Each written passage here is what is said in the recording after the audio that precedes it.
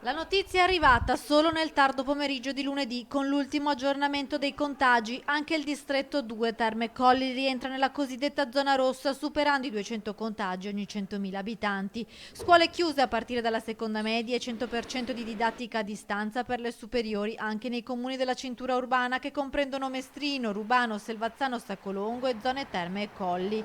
I sindaci del distretto nelle prossime ore firmeranno l'ordinanza di chiusura, stesa assieme ai tecnici dell'USL Euganea, ma il malumore per essere stati avvisati tardi serpeggia. E abbiamo ragione a lamentare il fatto che i sindaci, che poi devono fare un'ordinanza di chiusura delle scuole, dovrebbero essere obiettivamente i primi a saperlo. Restano a casa gli studenti del liceo Galilei di Selvazzano e quelli del polo dell'Alberti di Abano, con oltre 1500 ragazzi. La città di Padova al momento è esclusa dalla zona rossa, ma la situazione è in divenire, visto che la maggioranza degli studenti delle superiori che vive nei comuni del distretto Terme Colli frequentano gli istituti superiori cittadini.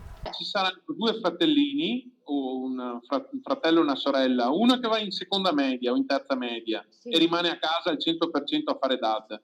Il fratello delle superiori che va a Padova al Fermi e continua ad andare al 50%. È obiettivamente un paradosso dato dall'aver disegnato l'ambito intorno al distretto. C'è una permeabilità in particolare tra gli abitanti del distretto 2 con gli abitanti del distretto 1 e in parte del distretto 3, che lo caratterizzano come un'unica grande città.